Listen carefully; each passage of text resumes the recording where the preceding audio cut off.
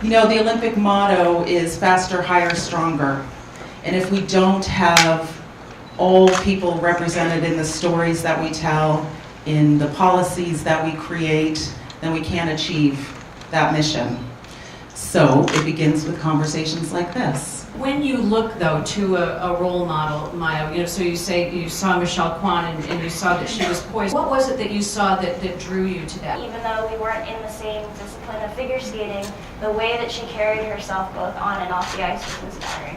What are your memories of how you were portrayed? I didn't want to be a mannequin. I wanted to be respected for my sport prowess. I looked at one of those sports encyclopedias describing different athletes, and it said I was very popular in photographed athletes.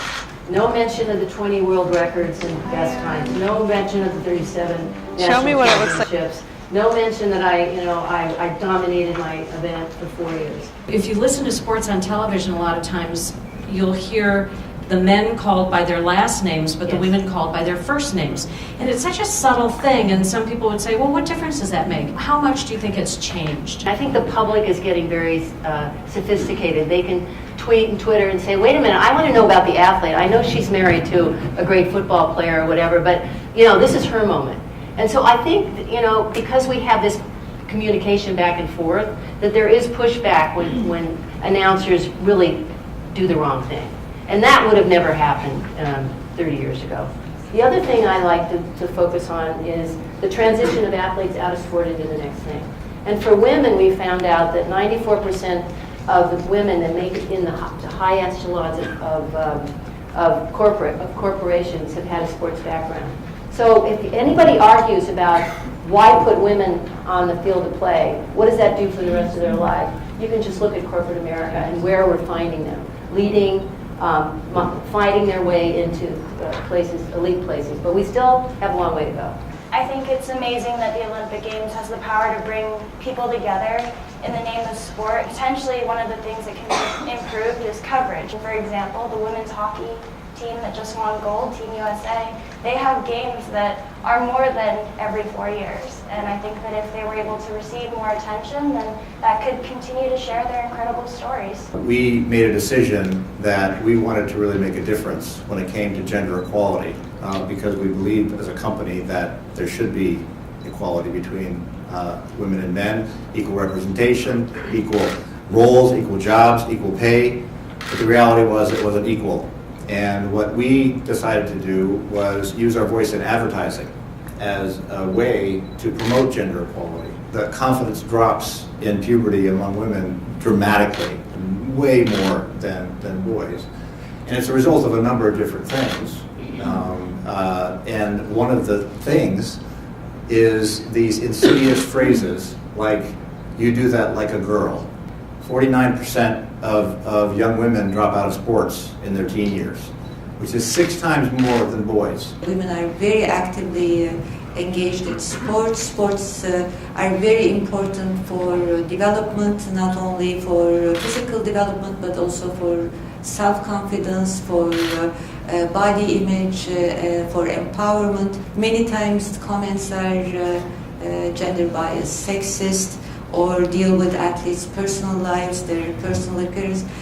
All the same things that you mentioned, using first names for women, talking about their physical appearance, clothing. It's not only for sports women, it's for women in every field, including those who run for presidency of their countries. So I think it's very important that we keep talking about these things, and it's very important that we keep pushing the agenda forward because we do need to change things. And UNESCO is really trying to do that. Gender equality by 2030 is what will help the world achieve one of its most ambitious agendas that it's ever put together, which is the 2030 agenda and its 17 goals, which race against poverty, against hunger,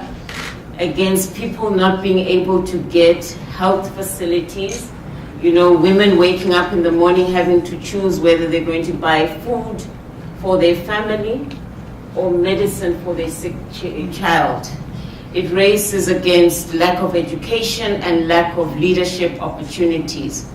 So this race of gender equality, I think, is worth running, and sport is a way to help us get there faster than ever. We've been talking a lot about how portrayal, the impact of the social cost of portrayal, but in fact there's an economic cost as well. Women earn an average of 1% of what men earn, according to a recent study by the Global Sports Salary Survey in the elite athlete segment.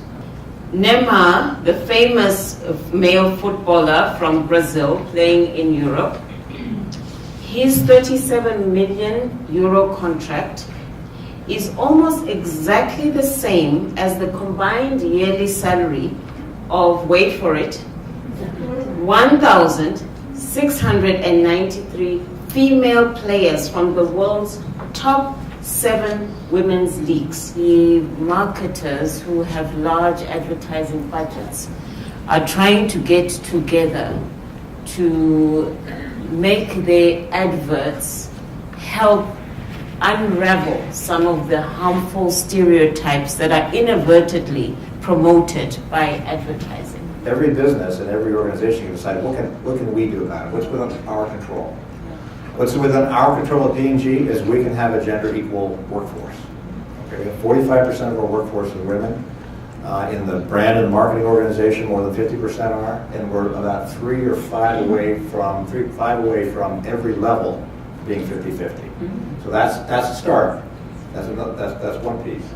One thing we haven't mentioned during our conversation much is the role of governments and laws and regulation, because I think that plays a huge role in sport. It creates a disabling environment or an enabling environment as far as gender equality is concerned. I put together a lobby to support Title IX, and the football coaches would call ABC and say, you gotta fire her because she's working in Washington. What is she doing? She's disrupting the whole football establishment.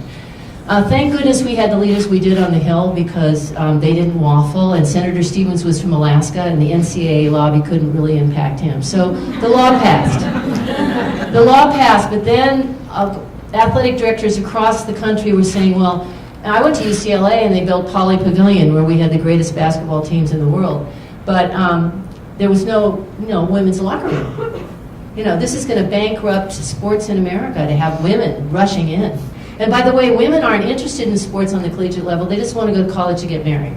We couldn't overnight have equality. We had to have gradual ways in which these schools could comply so they wouldn't get in trouble.